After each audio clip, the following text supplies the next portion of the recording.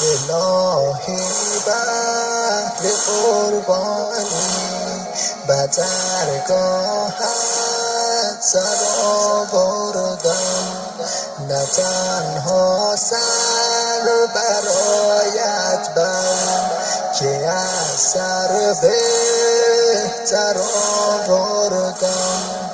پی ابقا قد و قامت به ظهر روز عاشورا، برای گفتن الله اکبر اکبر آوردم. الهی بهر قربانی به درگاهت سر آوردم، نه تنها سر برایت که از سر بهتر آوردم. برای کشتنی دونم، برای کشتنی دونم به دشت کربلا یارب، چو عباس همایون پر امیر لشکر آوردم. الهی بهر قربانی به درگاهت سر آوردم، نه تنها سر برایت که از سر بهتر آوردم. پی آزادی نسل جوان از بند استعمار، مرا در زاده چون قاسم فرخ فرآوردم. الهی بهر قربانی به درگاهت سر آوردم. الهی بهر قربانی به درگاهت سر آوردم. علی را در قدیری خون، علی را در قدیری خون، نبی بگرفت روی دست، ولی من روی دست خود علیه اصغر آوردم.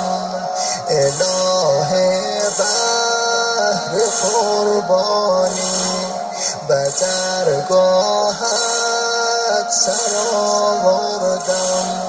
برای آن که قرآنت، برای آن که قرآنت نگردد پایمان خصم، برای سم مرکب ها خدایا پیکر آوردم.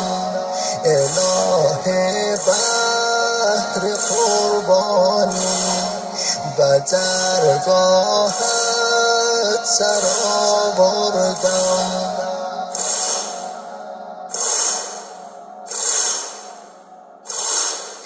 اگر با کشتن من دین تو جاودان گردد، برای خنجر شمر ستمگر خنجر آوردم. الهی بهر قربانی به درگاهت سر آوردم، نه تنها سر بر بهتر آوردم. علی انگشتر خود را مسائل داد و اما من برای ساربان انگشت و با انگشتر آوردم.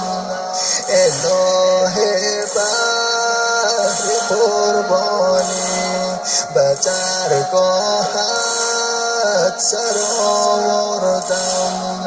الهی بهر قربانی به درگاهت سر آوردم.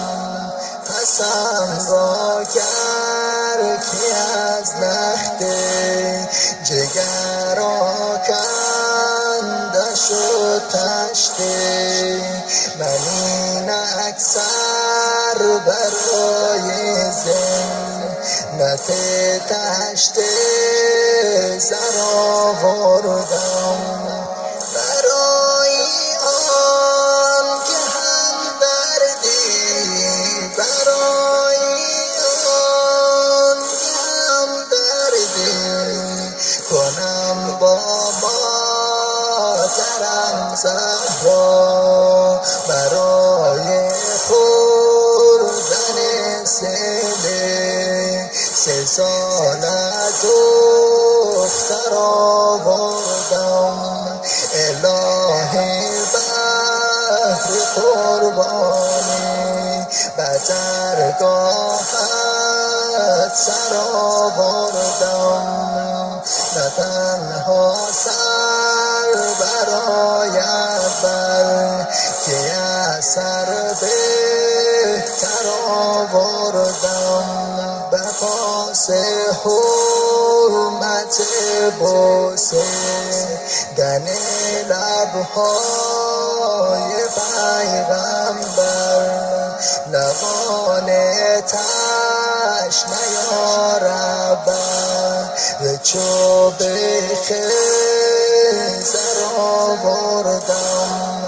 الهی بهر قربانی به درگاهت سر آوردم.